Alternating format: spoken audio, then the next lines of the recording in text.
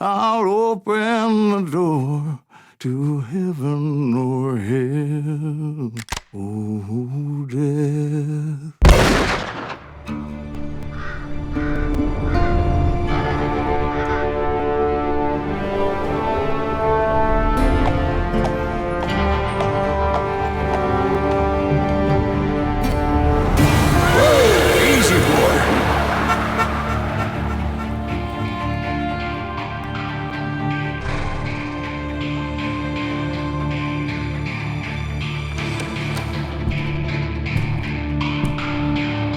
Don't I know you, sir?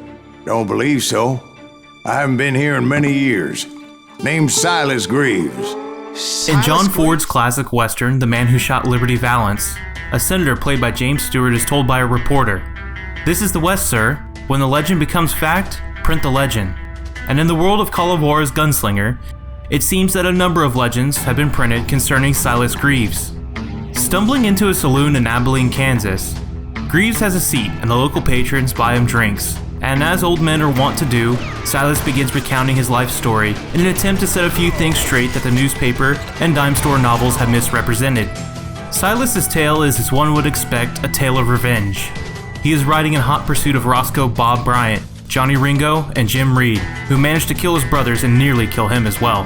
His quest for vengeance brings him toe-to-toe with the likes of Billy the Kid, Butch Cassidy and the Sundance Kid, the Clantons, and John Wesley Harding, making Silas the Forrest Gump of the Old West. His stories seem more unlikely than what the newspapers and dime store novels have written about him, and it isn't long before the patrons of the saloon view his yarns as an apologue rather than an autobiography. It doesn't help that the old-timer's memory isn't what it used to be, and some details are omitted in the middle of his narration.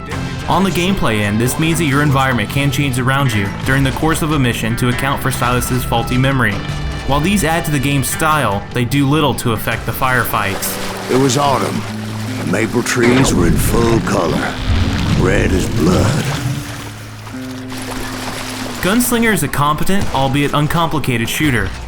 Enemies appear en masse and are quick to huddle behind cover. A few special enemy types are present, such as enemies with wooden shields, armored shotgun-toting maniacs, as well as the odd desperado behind a Gatling gun.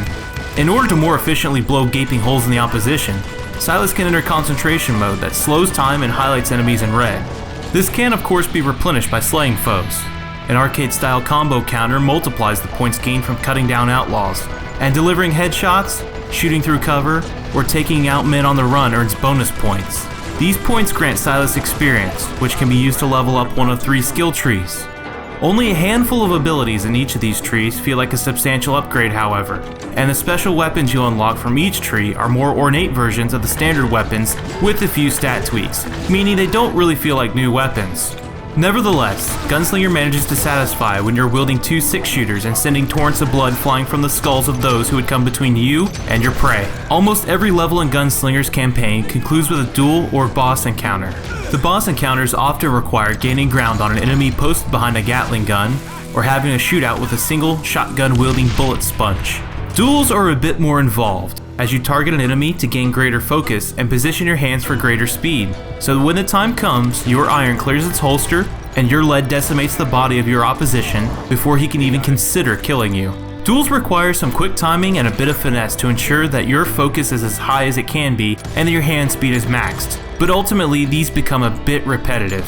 Part of what makes Gunslinger so satisfying despite its simple mechanics is that it drips with style. The notorious outlaws you cross paths with are introduced through comic book panels, and a beautifully detailed Borderlands-style cel-shaded graphics style prevents these comic panels from looking out of place. The dialogue is pulpy and seems ripped straight from a trashy dime store novel, and while it can sometimes be overwrought or contrived, the overall aesthetic of the game makes it seem like an intentionally kitschy touch. Voice work is solid, and the music plays on common Western themes, employing distorted guitars to give the music a more coarse tone that prevents it from conjuring quixotic images of the West associated with 1950s Western cinema, culminating in a functional, though not exactly exceptional, soundscape. Rounding out Gunslinger's feature set is an arcade mode that recycles sections of the single-player game and challenges players to string together combos to set a high score that can be compared with friends and the rest of the world on a leaderboard. A duel mode allows you to experience the game's duels back-to-back with a few added opponents. Neither of these modes will hold your attention since they do little to differentiate themselves from the game's campaign. The campaign itself will take around 6 hours and does have 2 endings. A new Game Plus mode and collectibles add further incentive to play through the game once more. Gunslinger is a stylish homage to the West. Fans of Western cinema will find a number of references and allusions to popular films, and coming across some of the real outlaws whose exploits built the mythos of the West adds some novel appeal to the experience. Gunslinger masks the corners it cuts as a budget title with rich style, making its campaign a mostly pleasurable experience, with repetition and simple enemy behavior standing out as the only major blemishes. The West is somewhat of an untapped resource for video games, and it's a shame that so few games have taken advantage of this period in American history. Let's hope that this new budget price point draws a few more people toward the Call of Juarez franchise, and spurs the development of more satisfying Western pulp.